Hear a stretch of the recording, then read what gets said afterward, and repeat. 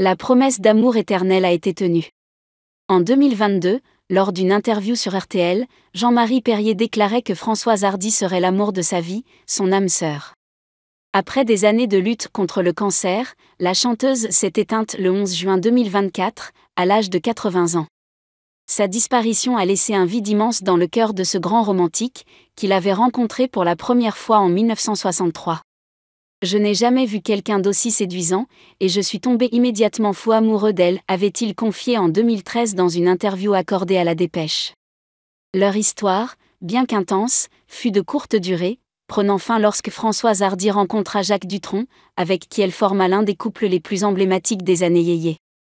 L'amour s'est transformé en amitié, Françoise Hardy et Jean-Marie Perrier ne se sont jamais quittés. Jamais, jusqu'à... J'avais la chance d'habiter à seulement 300 mètres de chez elle depuis 1 an. Je l'ai accompagnée jusqu'au bout. Elle a souffert pendant 15 ans, et à la fin, c'était devenu infernal, a raconté avec émotion le photographe au Parisien dans un article publié ce jeudi 11 juillet. Je devais la voir samedi, et le vendredi dans la nuit, elle m'envoie un message, une photo de son écran noir avec simplement écrit « Ne viens pas demain ». Ensuite, ce fut l'hôpital, et la fin. Sa mort émeut profondément, mais elle était attendue par Françoise Hardy, épuisée après tant d'années de lutte acharnée, 55 chimiothérapies et une douleur incessante.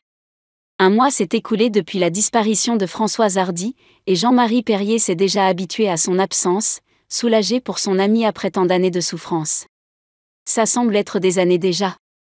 Je suis content pour elle, elle a tellement enduré. Il faut savoir partir à temps. Et quand on le souhaite. Je n'ai pas demandé à vivre, mais je dois avoir le droit de décider quand partir.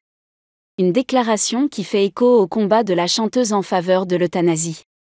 Dans une interview accordée à Paris Match en décembre 2023, la mère de Thomas Dutronc, qui vivait un véritable cauchemar, avait révélé son souhait de mourir le plus tôt, le plus vite et le moins douloureusement possible, tout en exprimant son espoir de voir le gouvernement français œuvrer en faveur de la légalisation de l'euthanasie. Désormais, ce combat devra être porté par d'autres, car l'interprète de « message personnel » a rejoint l'autre dimension, comme elle le disait elle-même.